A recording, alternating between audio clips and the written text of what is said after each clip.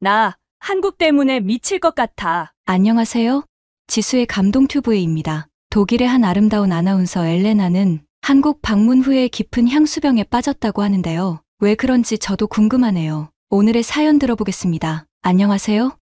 저는 독일에 사는 엘레나라고 해요. 제 직업은 아나운서예요. 얼마 전에 취재하러 한국에 다녀온 이야기를 들은 제 친구들이 나보고 미쳤냐고 하는데 저는 친구들이 이해가 안 가서 답답했어요. 아마도 한국에 한 번도 안 가봐서 그렇게 얘기하는 거겠죠? 저는 독일의 작은 방송국에서 아나운서로 일하며 전 세계를 여행하고 다양한 문화를 경험하는 것을 좋아했어요. 방송국에서는 세계 각국의 문화와 생활 방식을 소개하는 새로운 시리즈를 기획했어요. 저는 한국을 대상으로 한 첫 번째 에피소드의 리포터로 선정되었어요. 전 세계적으로 K-팝과 K-드라마의 인기가 급상승하며 한류가 큰 문화 현상으로 자리 잡았어요. 저는 이러한 한류 열풍에 흥미를 느꼈고 한국의 문화가 전 세계적으로 어떻게 영향을 미치고 있는지 직접 보고 경험하고 싶어 했어요. 또 한국은 첨단 기술과 혁신적인 스타트업으로 잘 알려져 있어요. 특히 서울은 스마트시티 프로젝트와 IT 기술에 관심이 많았으며 이를 통해 한국이 어떻게 미래 도시의 모습을 제시하고 있는지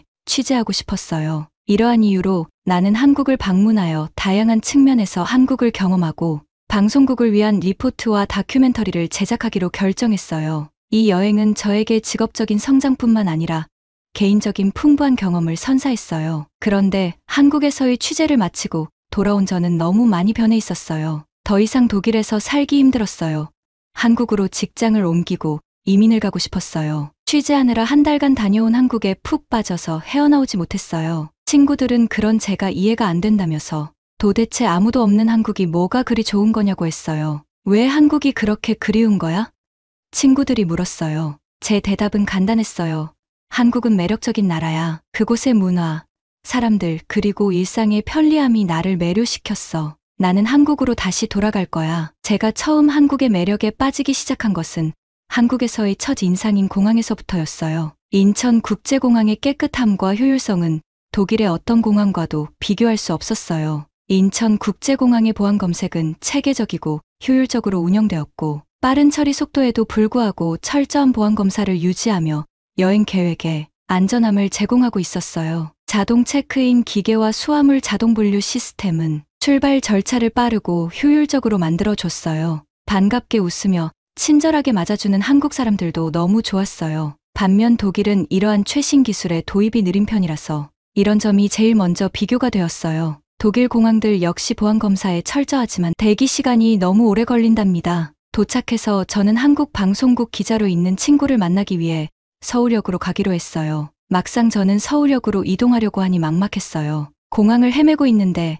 한 여성분이 다가왔어요. 어디 가세요? 저는 처음 보는 사람이 말을 걸어서 당황했지만 웃으며 친절하게 물어봐 줘서 고마웠어요. 제가 한국 공항은 처음이라서 어디로 가야 할지 모르겠다고 했더니 그분은 저를 공항 인포메이션이 있는 곳까지 직접 데려다 주셨어요. 너무 감사했어요. 모르는 외국인에게 이렇게 친절을 베푸는 곳이 또 어디 있을까요? 저는 인포메이션에다 서울역을 가고 싶다고 물어봤어요. 역시 공항 직원도 친절하고 자세하게 서울역에 가는 방법을 알려주었어요. 안내를 받고 서울역으로 가기 위해 지하철을 타려고 이동했어요. 그런데 정말 한국의 대중교통 시스템에 깜짝 놀랐어요. 서울의 지하철은 제가 경험한 것 중 가장 정확하고 깨끗한 시스템이었어요. 바닥에 쓰레기 하나 없이 깨끗하고 모든 것이 시간대로 정시에 운행되었어요. 역마다 안내가 친절해서 길을 잃을 염려도 없었어요. 독일에서는 지하철이나 버스의 도착 시간이 한국만큼 정확하지 않아 자주 지연되거나 연착되는 경우가 많았어요. 독일에 돌아오니 대중교통을 이용할 때마다 시간을 넉넉히 잡아야 했어요.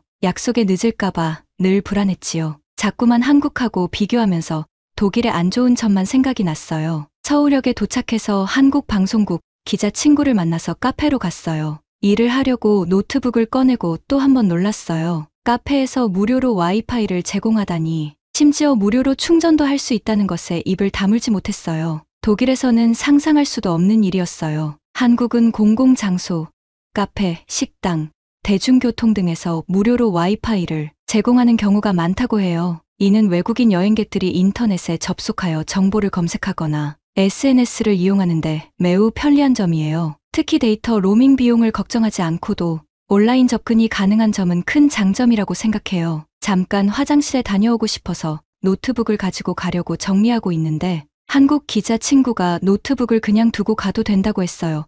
말도 안 된다고 생각했어요. 잠깐 한눈을 판 사이에 누가 훔쳐가기라도 하면 어쩌나 불안했어요. 하지만 그녀의 말을 믿고 그냥 화장실을 다녀왔고 다행히 아무 일도 없었어요. 그러고 나서 주위를 둘러보니 사람이 없어도 핸드폰이나 가방만 테이블 위에 멀쩡하게 있더라고요.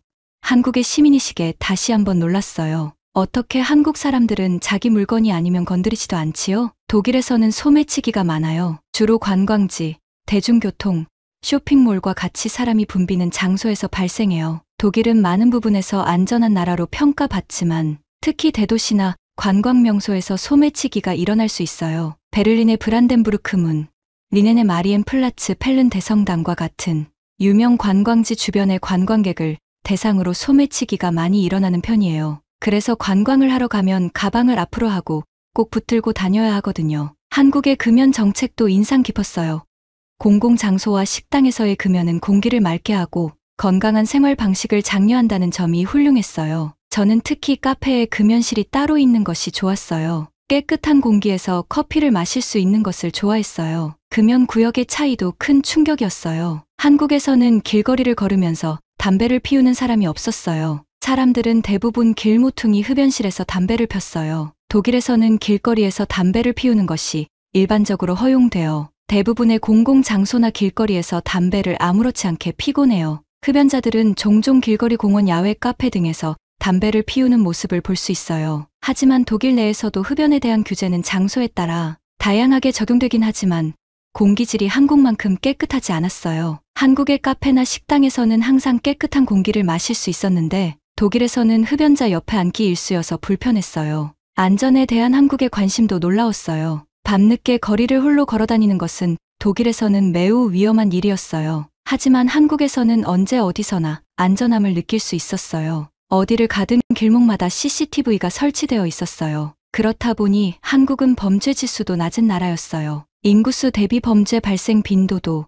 한국보다 독일이 2배 정도 더 많이 발생한다고 해요. 이는 여성으로서 정말 중요한 부분이었어요. 또 하나 신기한 것은 밤이 위험하지 않다 보니 한국은 24시간 운영하는 편의점과 식당들이 매우 많아서 언제든지 필요한 물건을 구입하거나 식사를 할 수 있어요. 독일의 일부 지역에서는 밤에 혼자 다니는 것이 불안하게 느껴졌어요. 특히 대부분의 상점이나 카페는 일찍 문을 닫아서 더 무섭고 불편하고 이런 차이가 정말 크게 느껴져요. 한국의 문화를 좀 더 알아보려고 한옥 게스트하우스에 묵게 되었어요. 늘 침대 생활을 해왔던 저는 방에 침대가 없어서 좀 이상했어요. 처음엔 한옥의 방바닥은 온돌로 되어 있어서 딱딱하고 불편할 거라고 생각했지요. 하룻밤을 자고 난 후 저는 너무 놀랐어요. 그리고 한국의 전통 온돌 난방 시스템의 매력에 빠져버렸지요. 겨울에 따뜻한 바닥은 제가 경험한 어떤 난방 방식보다 우수했어요. 어떻게 바닥을 따뜻하게 할 생각을 했을까요? 바닥에서 올라오는 따뜻함이 전체 방을 포근하게 만들어 독일의 히터와 비교도 안 된다고 생각했어요. 독일의 전통적인 히터 난방 방식은 바닥을 따뜻하게 만들어 주지 못해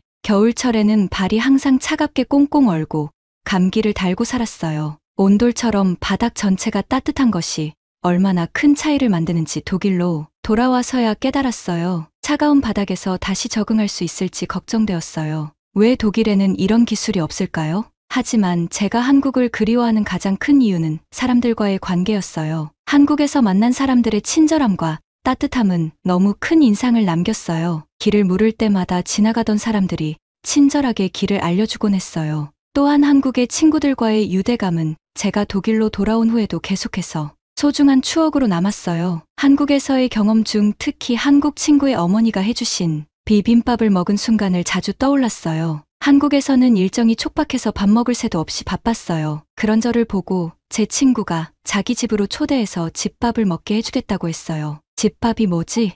저는 집밥의 의미를 잘 몰랐어요. 친구 집에는 어머니가 계셨어요. 친구 어머니는 제가 온다고 불고기, 비빔밥 등 많은 음식을 해주셨어요. 푸짐한 상차림에 저는 너무 감동이었어요. 제가 매운 것을 잘 못 먹는다고 비빔밥도 간장 양념으로 따로 해주셨어요. 어머니는 타지에서 일하느라 고생한다면서 밥 먹는 내내 부족한 건 없는지 이것저것 더 먹으라고 하시면서 반찬을 숟가락에 놓아주셨어요. 누군가 이렇게 따스한 손길로 챙겨주는 건 태어나서 처음 경험한 일이었어요. 집밥은 단순한 음식 이상의 것이 아니라 한국의 따뜻함과 정이었어요. 어머니가 일찍 돌아가셔서 그리웠던 저는 친구 어머니에게 포근하고 따뜻한 정을 느끼게 되었지요. 그동안 취재하느라 밥도 못 챙겨 먹어서 늘 배가 고팠는데 그날 하루는 너무 잘 먹어서 배가 터질 것 같았어요. 어머니의 사랑과 정성으로 가득 찼어요. 독일로 돌아온 후 저는 그 맛과 그 순간의 정을 다시 경험하기를 간절히 바랬어요. 비빔밥이 재료가 어우러져 하나의 조화를 이루는 것처럼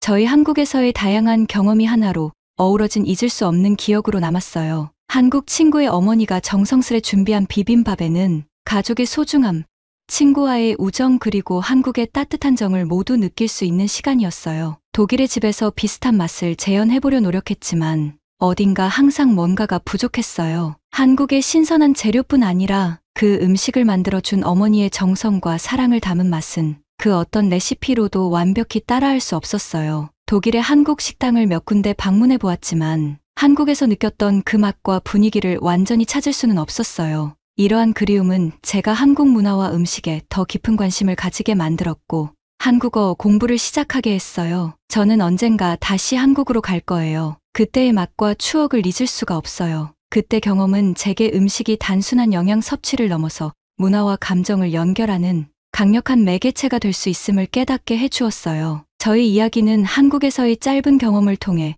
어떻게 한 사람의 삶에 영향을 미치고 국경을 넘어 문화를 공유하고 이해할 수 있는지 보여주는 것 같아요. 한국은 내 마음속에 특별한 자리를 차지하고 있어요. 나는 그곳의 문화, 사람들 그리고 그 아름다운 경험들을 결코 잊을 수 없을 거예요. 제 친구들은 이야기를 듣고 나자 제가 왜 향수병에 걸렸는지 조금은 이해하는 것 같았어요. 그제서야 한국에 자기도 가보고 싶다고 했어요. 한국은 제게 단순한 여행지가 아니라 삶에 깊은 영향을 미친 소중한 곳이었어요. 제 이야기는 직접 경험한 내용을 바탕으로 한국의 아름다움과 매력을 전 세계에 전하는 데에 중요한 역할을 했어요. 저희 한국의 문화와 생활을 담은 기획은 성공적이었어요. 독일의 작은 방송국에서 시작된 아나운서의 여행 리포트는 결국 많은 이들에게 한국을 더 가깝게 느끼게 하는 계기가 되었어요. 문화와 나라를 넘어 사람들을 이어주는 따뜻한 교량이 되었어요. 저는 언젠가는 다시 꼭 한국으로 갈 날을 기대하고 있어요. 오늘은 독일의 미녀 아나운서가